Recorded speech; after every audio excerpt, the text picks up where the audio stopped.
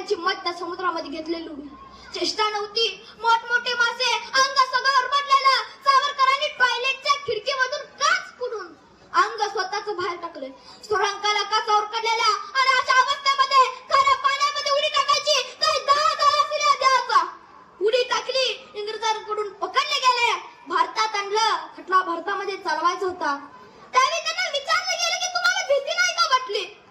निष्ठा अशी होती देशाप्रती जी सावरकर म्हणाले, मी का घाबरू? मृत्यू मला घाबरून पळत होता. मी मृत्यूला बोलवत होतो. मी घाबरतच नाही, कारण मला गीतेचं तत्वज्ञान माहित आहे, बाबा श्रीकृष्णाचं तत्वज्ञान माहित आहे. माझा ध्येय नश्वर आहे, पण मी अमर आहे, मी अनादी आहे, मी अनंत आहे. आणि खटला चालला मुंबईच्या डोंगरीला नावाच्या ठाण्याजवळ असलेलं ते कारागृह. ते त्यांना कैदेत टाकलं गेलं आणि 50 वर्ष काळपणाची शिक्षा सुनावली गेली. आपल्याला सगळ्यांना तेच माहिती आहे, अंतमानची 50 वर्षाची काळी कुठडी.